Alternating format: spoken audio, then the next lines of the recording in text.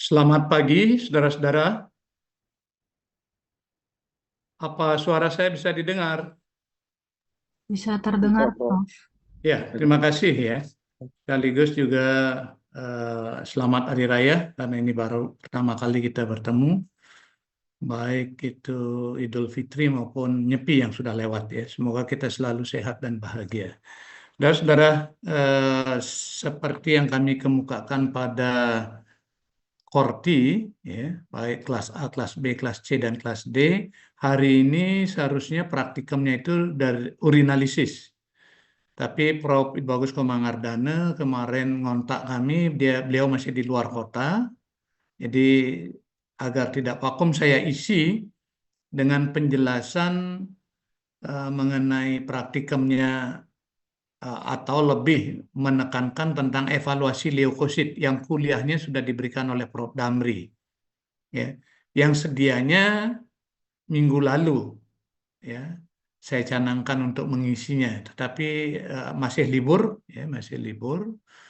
Hari Senin itu masih libur, Selasa baru mulai saya tangguhkan. Ternyata hari ini Pak Ide Bagus Komangardananya tidak bisa, udah saya manfaatkan sebentar aja. Kuliah masih tetap, jadi besok akan dilakukan oleh Pak Damri dan minggu depan kalau tidak salah lagi sekali, karena ada 3 kali pertemuan. Setelah itu kita akan UTS, ya, UTS. Nah, terkait dengan UTS, ini belum semua yang hadir ya, nanti tolong diinformasikan. Yakinkan karena OASE sudah mulai bisa digunakan. Coba masuk ke course-nya patologi klinik veteriner. Kalau ada yang bermasalah atau belum bisa, karena saya lihat sebagian itu sudah aktif pesertanya di partisipannya. Kalau ada 1 atau 2 orang yang belum, eh, diinfo pada kami. Karena nanti rencana UTS-nya kami lewat OASE saja agar terekam atau terlaporkan di bagian akademik di UNUD. Ya. Baik, saya akan isi hari ini dengan penjelasan praktikum mengenai evaluasi leukosit, ya, yang sekali lagi kuliahnya diberikan oleh Prof. Damriase. Mungkin akan tumpang tindih, tetapi kami maksudkan adalah agar saudara paham gitu. Di samping membaca beberapa materi, materi-materi sudah secara berangsur-angsur kami taruh di OASE, sehingga mungkin kita bergeser dari apa namanya Google Classroom-nya, ya. Tidak lagi kami isi di sana, tapi kalau saudara masih melihat materi di sana silahkan, tapi kami akan lengkapi di OASE, ya. Sekali lagi pada saudara-saudara, tolong dicek OASE-nya karena minggu depan masih kuliah lagi.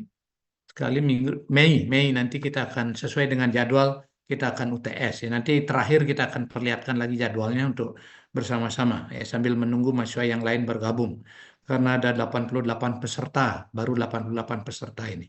Kami sekarang mulai dulu dengan penjelasan Saya share materi dulu tentang praktikumnya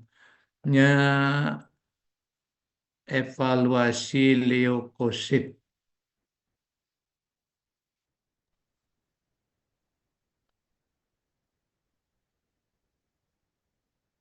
Apakah di layar monitor saudara-saudara sudah bisa terlihat?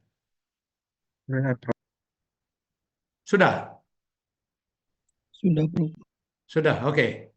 Jadi kuliahnya sudah diberikan oleh Prof. Damri, saya hanya mungkin menambahkan dari segi praktisnya saja, sehingga nanti saudara ketika melakukan simulasi dalam praktek, apa-apa saja yang perlu diperhatikan kalau di tugas project based learning-nya itu ada pemeriksaan leukosit yang merupakan salah satu dari pemeriksaan hemogram atau complete blood count. Kalau saudara lihat gambar di sini, mungkin jelas sudah eritrositnya yang sudah kita bahas beberapa kali. Nah, yang bagian ini, ya, mudah-mudahan saudara bisa lihat kursor saya, yang terlihat berwarna agak biru, dan secara samar terlihat intinya inilah leukosit. Ya, kita akan mengevaluasi leukosit.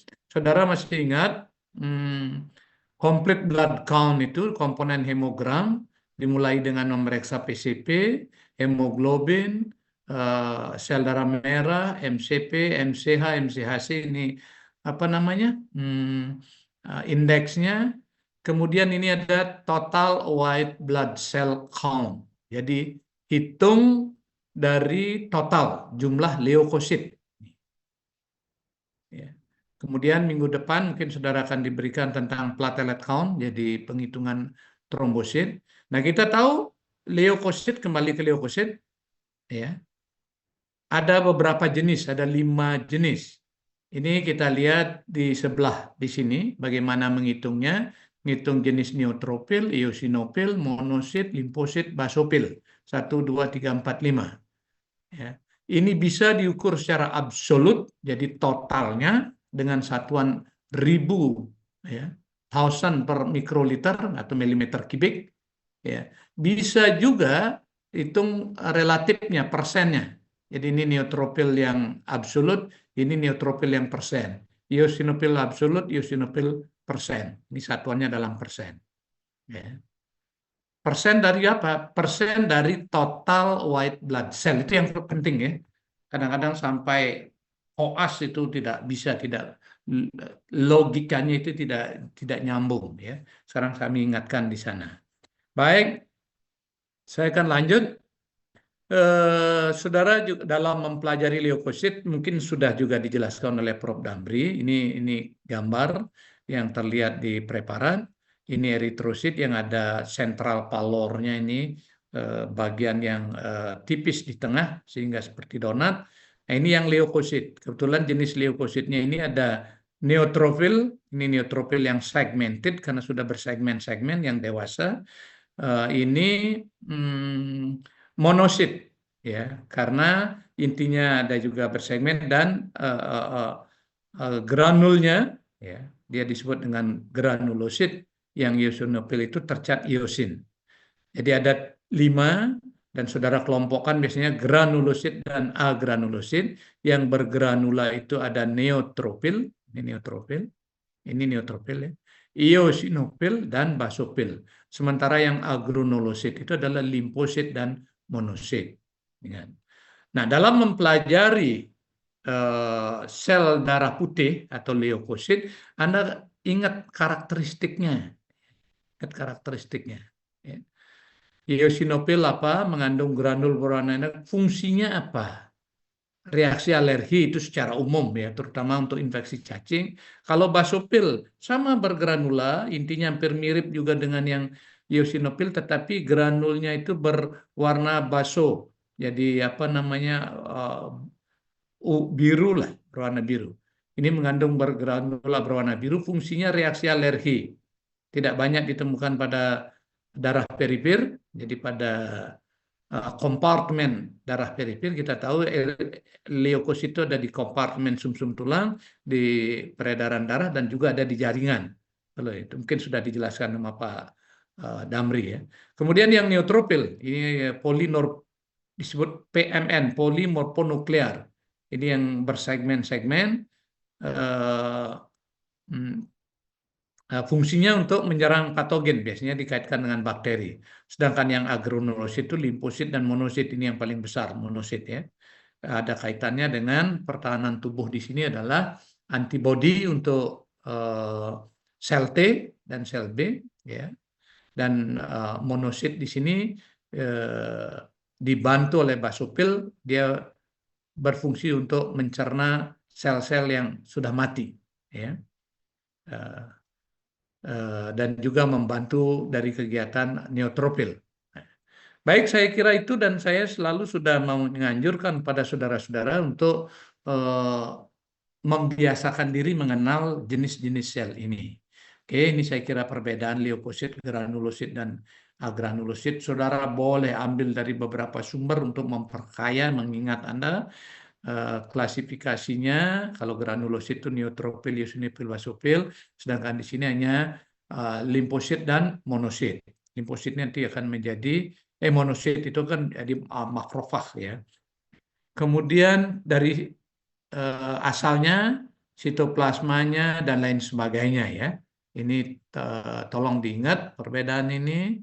Kemudian saya selalu mendorong saudara untuk memiliki gambar atau ilustrasi dari jenis-jenis sel darah putih ini, karena masing-masing berbeda. Neutrofil untuk anjing, kucing, kuda, sama sapi itu beda. Sedangkan kadang-kadang dalam kompartemen darah kita menemukan, artinya darah perifer, kita menemukan juga neutrofil yang masih muda ini. Band neutrofil disebut. Kalau neutrofil yang sudah dewasa kita kadang-kadang disebut juga dengan segmented, itu saja. Oke. Beda ya.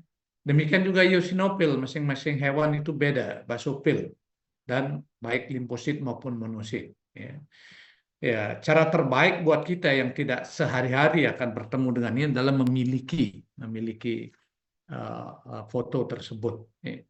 Materi ini juga sudah saya taruh di Oase ya, Oase.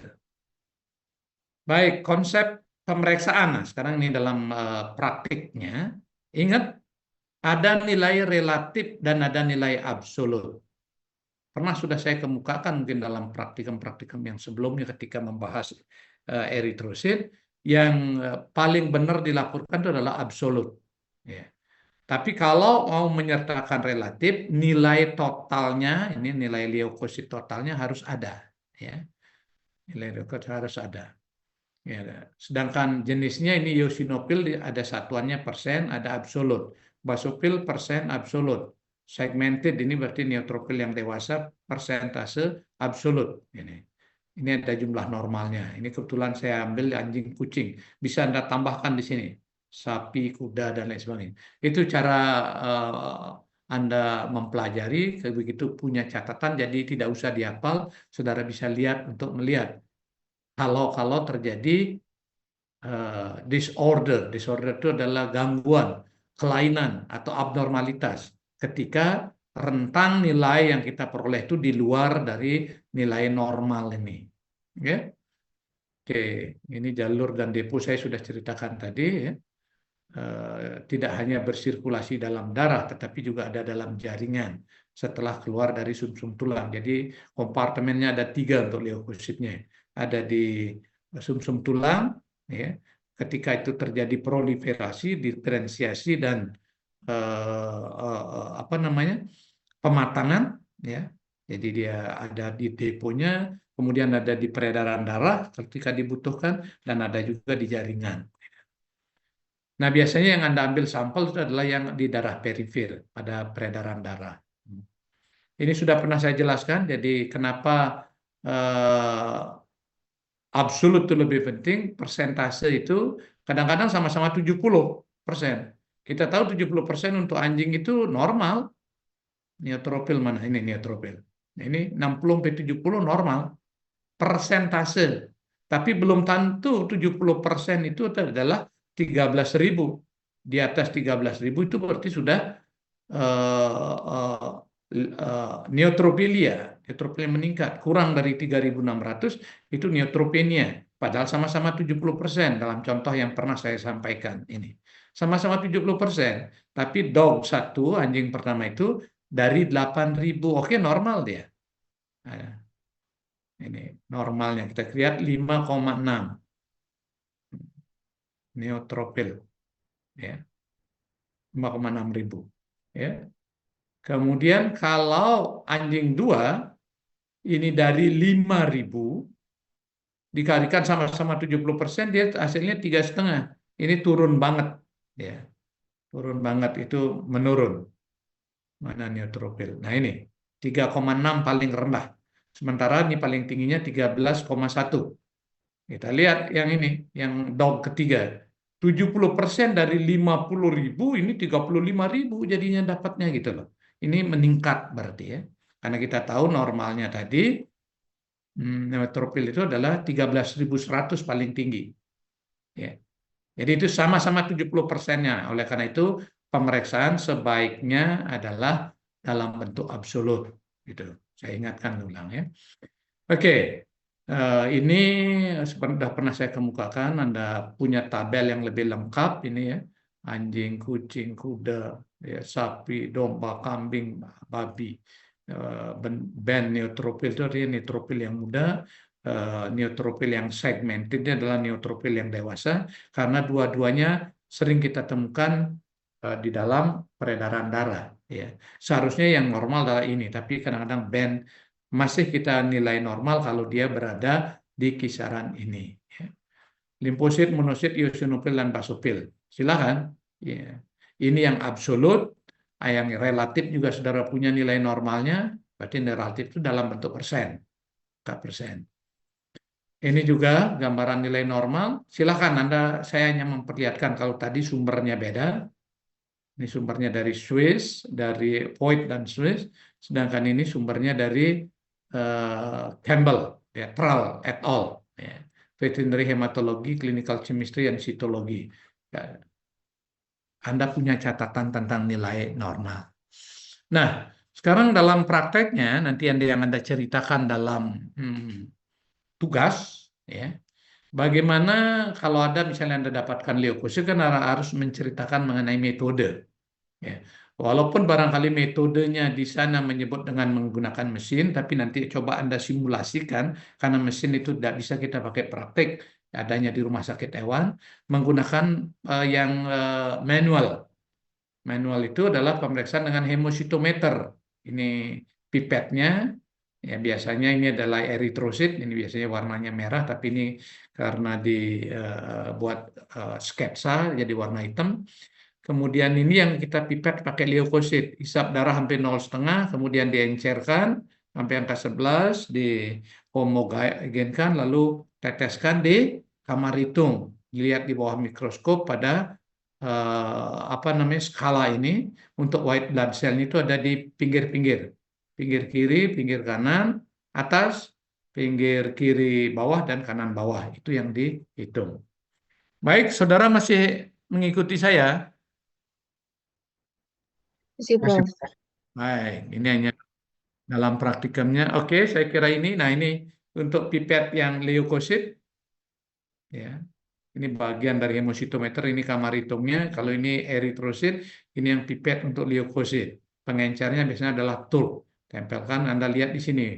W itu adalah white blood cell, sedangkan di sini yang di tengahnya eritrosit.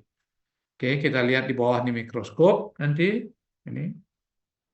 Kemudian dilakukan penghitungan secara manual. Nah, otomatis kita menggunakan mesin. Ya, kita punya mesin ada 2, baik yang 3 dip, 3 diferensial, maupun 5 dip, 5 diferensial. Ya, ini kalau mudah banget, taruh sampel di sini, nanti akan diatur dulu, ya kita minta, lalu terakhir ditunggu berapa detik akan keluar hasil, termasuk histogramnya. Ini ada gambarnya. Ini juga sama alatnya ya, dan bisa juga Anda dapatkan dalam bentuk print out. Inilah yang biasanya oleh dokter hewan akan dilakukan interpretasi.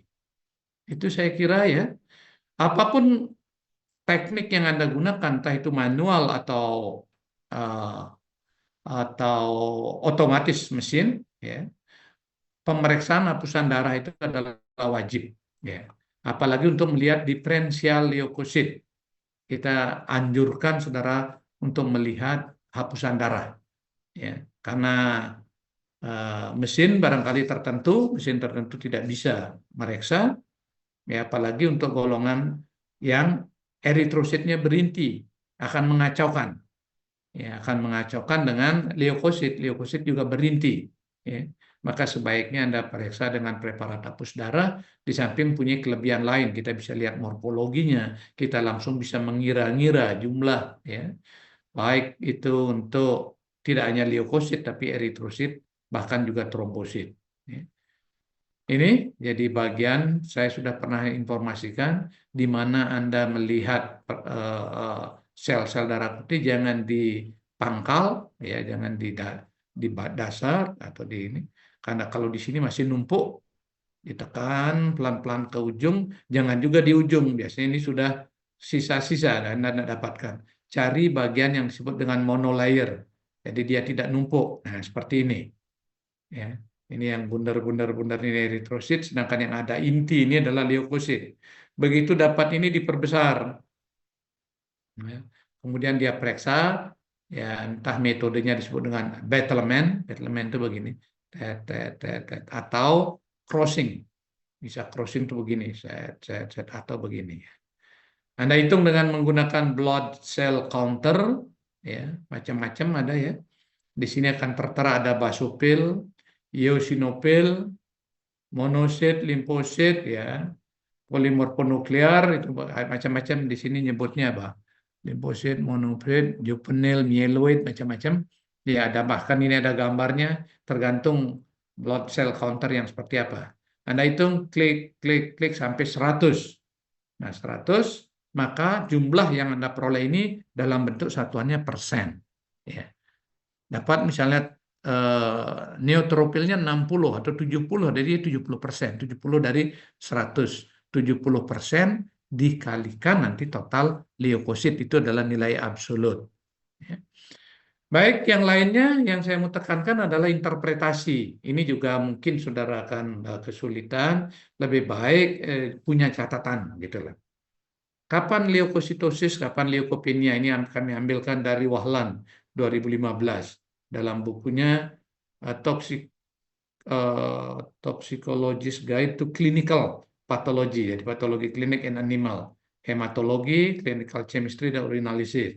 Kapan Anda menemukan leukositosis? Ini pada saat infeksi, olahraga, artinya penyakit peradangan, ini exercise, ya, excitement, demam. Leukopenia kapan ini turun? Ya. Kapan neutropilia? Kalau leukosit itu adalah secara keseluruhan, leukosit yang meningkat itu jenisnya apa? Neutropil disebut neutropilia. Neutropil itu ini yang segmented dulu, artinya yang dewasa. Kapan? Ini kurang lebih ini Anda paskan. Neutropenia untuk yang segmented artinya berkurang ini. Ya, punya Anda catatan. Kemudian bagaimana dengan neutropil yang band? Ya, kalau meningkat kita sebut dengan left shift. Jadi pergeseran ke kiri. Peningkatan proporsi neutropil yang immature, yang muda ini lebih banyak ke neutropil yang mature. Gitu. Kalau tidak ada ya memang normalnya tidak ada, umumnya tidak bersifat patologis, memang seharusnya dia tidak ada dalam peredaran darah. Jadi kunci-kunci seperti ini harus saudara miliki, ya. Materi ini saya sudah taruh di di Oase, silakan akses. Kemudian kalau Anda mau nambahkan silakan. Ini hanya salah satu sumber dan saya sudah tunjukkan sumbernya. Tidak harus Anda mengambil di sini, tapi di sini kebetulan saya sudah Indonesia kan terjemahkan. Inilah kalau eosinofilia itu kapan eosinofil?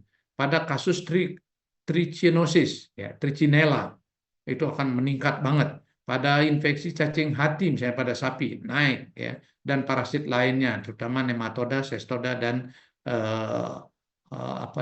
ektoparasit. Pada asma bronkial, splenektomi, jadi baru diambil splennya. Pada hipoksia berat akan terjadi eosinofilia. Ya, nah ini untuk ini ya, paparan rokok, penisilin ini. Eosinopenia turun. Eosinopilnya menurun. Demikian dengan yang lain, basopenia,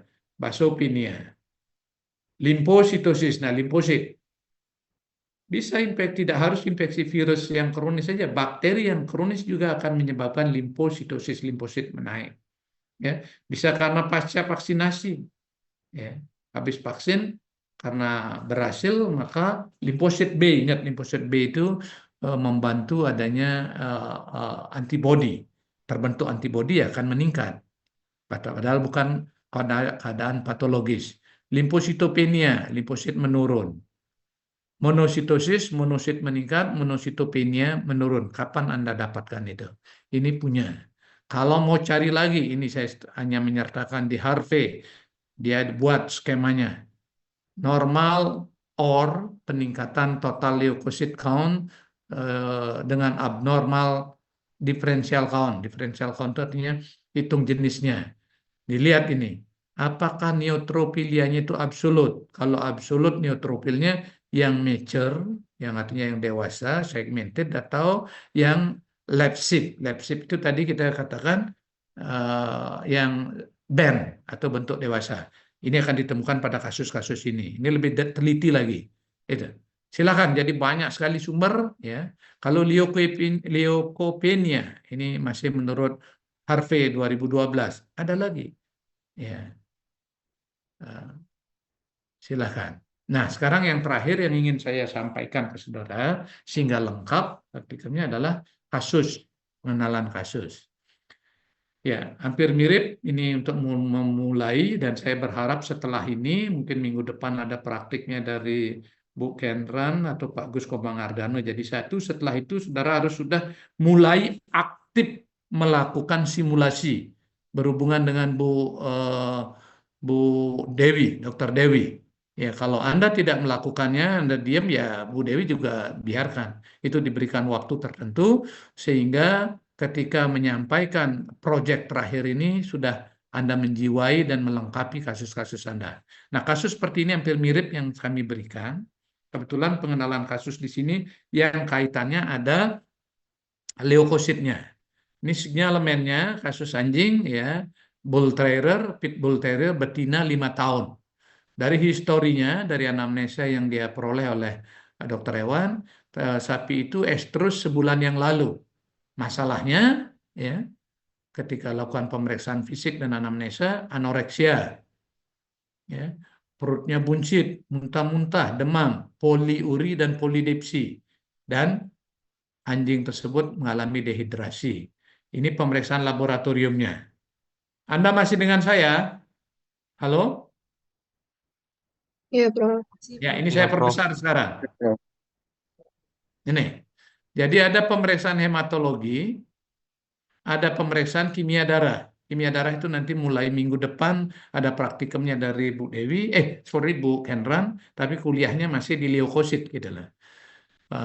Oke. Ini seperti biasa hemogram atau complete blood count mulai dari pemeriksaan hematokrit, HB, RBC ini eritrosit, indeksnya MCP, MCH, MCHC, dan retikulosit. Retikulosit itu adalah bentuk mudah dari eritrosit. Ya, absolut retikulositnya. Ada juga morfologi eritrosit dilihat normal, plateletnya trombosit. Ini MPP itu mean platelet volume. Ini leukosit yang dikuliahkan oleh Pak Damri. Leukositnya seg begitu loh. Kalau seg itu artinya mudah-mudahan Anda bisa lihat loh di kursor saya, ya. Bisa, Ya, Bro. Prof. Segmented berarti neutropil yang dewasa. Band gitu artinya neutropil yang muda. Karena waktu praktikum saya lupa dua atau tiga praktikum sebelumnya ada mahasiswi yang setelah selesai nanyakan apa Pak seg apa band. Gitu ya. Ingat seg itu adalah neutropil ketemu segmented 5,852. Ini yang absolut, ini yang persen. Nah, ini yang dia sudah dikasih alert bahwa high itu high berarti tinggi.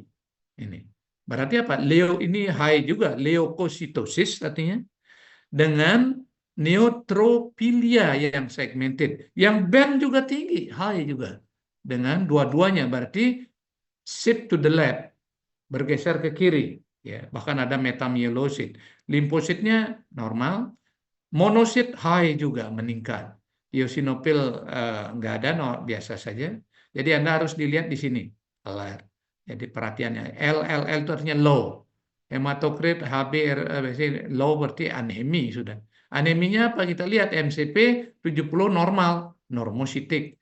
MCHC normal, normokromik. Begitu. Terus lihat leukositnya.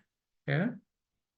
Ini bahkan ada retikulosit, berarti retiknya ada, ya, ya, tapi tidak banyak, ya, tidak banyak. Kita barangkali berharap eritrositnya itu regeneratif, tapi MCP-nya di sini normal. Ya. Leukositnya ini dilihat, leukositosis disertai dengan neutropilia, baik yang segmented, yang dewasa maupun yang immature. Limfositosis, limfosit meningkat. Monositosis meningkat. Nah, ini kimia darah, ini akan dijelaskan oleh Bu Kendra nanti. BUN naik, high. Kreatinin high. Total protein high. Sementara imbangan albumin dan globulin itu low. Ada lagi nggak ini? Oke. ALT, glukosa low, rendah berarti ya. Hipoglikemia berarti. Sodium rendah, natriumnya. Lagi apa nih yang low ini? Klorida, dan juga dilakukan pemeriksaan urinalisis. Ini Pak Idwagus Komangardana. Semuanya di sini normal urinalisisnya. Nah, apa yang dalam kasus ini, ya, dalam pembahasannya kita lihat anemia. Ini kan hematokrit HB RBC, ini saya perkecil lagi, ini yang gambar yang tadi ini low, ya. Anemianya normositik normokromik yang non regeneratif. Kenapa non regeneratif? Karena MCP-nya masih normal. Ini menunjukkan apa?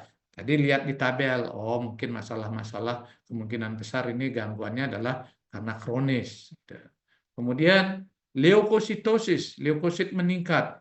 Neutropenia, neutrofilnya meningkat dengan degeneratif lab shift. Lab shift itu berarti neutrofilnya ya, yang band maupun yang segmented itu meningkat. Ini salah nih, bukan neutropenia, neutropilia.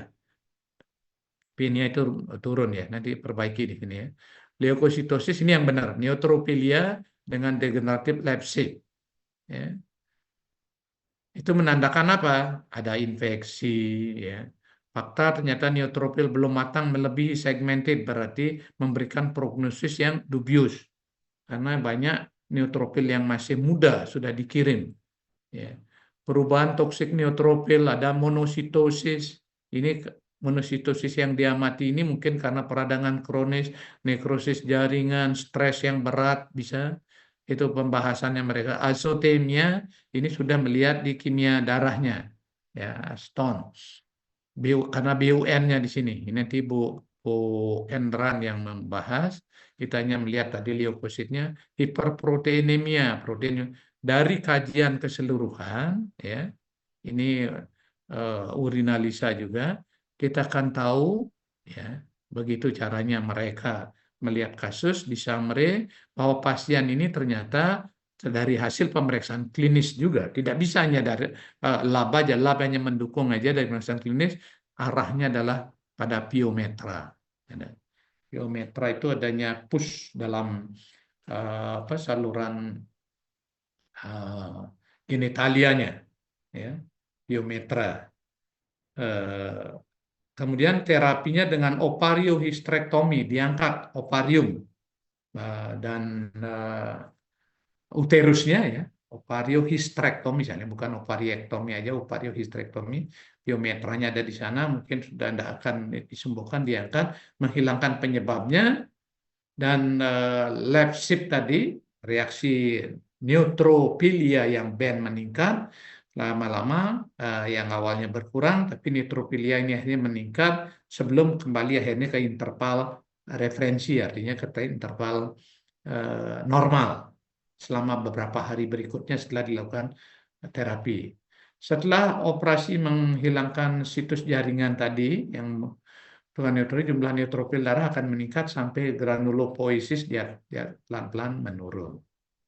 Baik, saya kira itu jadi melengkapi barangkali cerita. Nanti tentu yang bertanggung jawab adalah Prof. Damri, Anda praktik. Saya hanya mendukung dengan kalau diisi kasus ya seperti itu ya.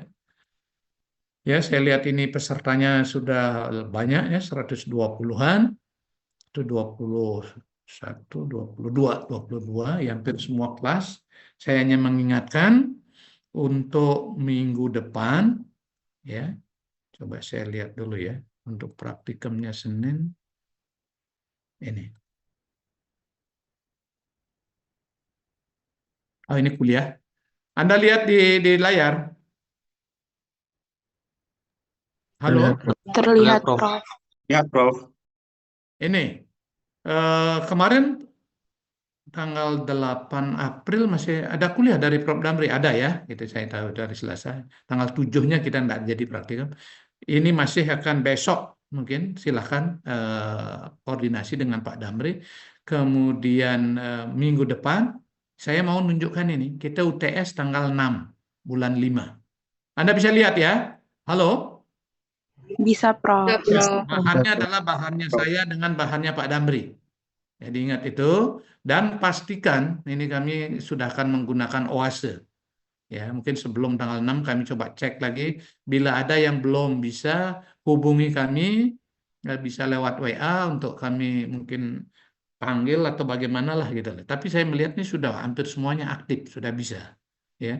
Baru kemudian setelah itu akan kuliah fungsi ginjal dan lain sebagainya. Sementara praktikumnya, nah ini. Seharusnya kan kemarin Senin 14, ternyata kita masih libur ya. Sorry, harusnya ini tanggal 7 kemarin libur, tapi hari ini Pak Ide Bagus Komangardana berhalangan, harusnya urinalisis, kami isi sekarang. Minggu depan itu sudah dengan Bu Hendran. Tolong koordinatornya berkoordinasi. Saya sudah beritahu Bu Hendran juga, apakah di sini dengan Bu LDA akan nyisipkan tentang urinalisis, silakan. Setelah itu Bu Hendran ada 2 kali praktikum, lalu ini yang saya tekankan, saudara. Ini nih ya, mulai tanggal 5, bukan. Mulai tanggal 19. Nah, ini, Anda punya waktu ini untuk prakteknya, penugasan laboratorium integrasi di sini untuk melakukan simulasi. Silakan ngaturnya dengan Bu Dewi. Ini saya katakan. Kalau tidak ya mungkin Anda cukup 2 kali saja, tidak masalah, langsung susun tugasnya. Mungkin perlu 3 kali atau kapan Anda silakan, sehingga kita punya di bulan Juni sudah presentasi. Ya, di sini kita sudah lakukan presentasi. Ya. Baik, saya kira itu ya. Anda mengikuti keterangan saya. Iya, Prof. Ya. Ikuti, Prof. Ada yang mau ditanyakan sebelum kita akhiri?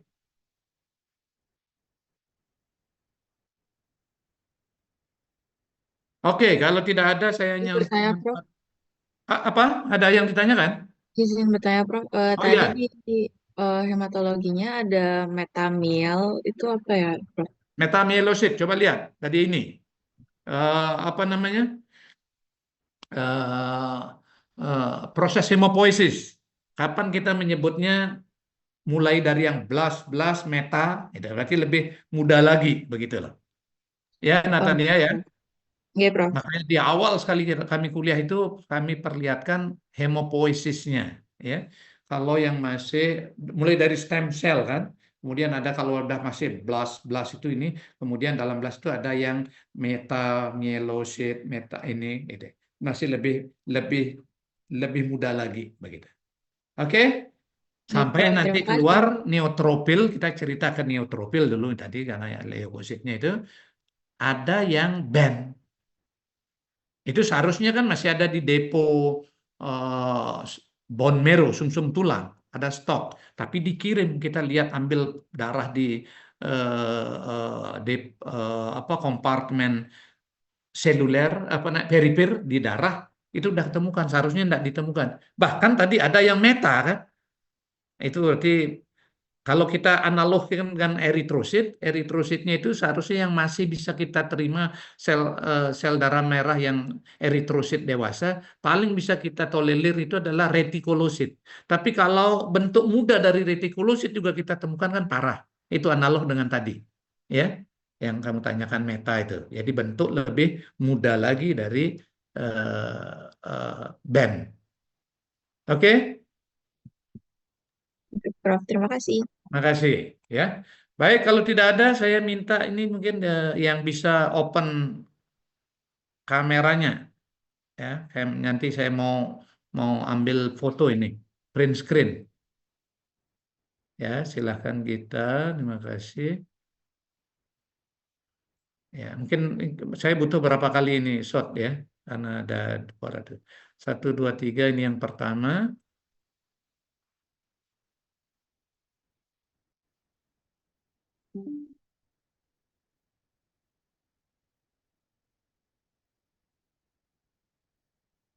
Saya lanjut sekarang yang kedua dulu ya, pelan-pelan dulu, pelan-pelan. Ya.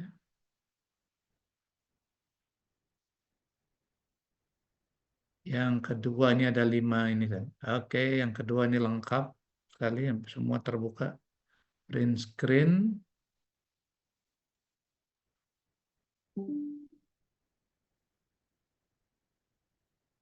Yang ketiga sekarang. Oke, lengkap juga. Oke, bisa terima kasih. Buka semuanya ini. Ya, saya sudah print screen. Yang keempat sekarang. Terima kasih. Yang keempat juga saya sudah ambil. Dan yang, ada 6 ya. Ada 5.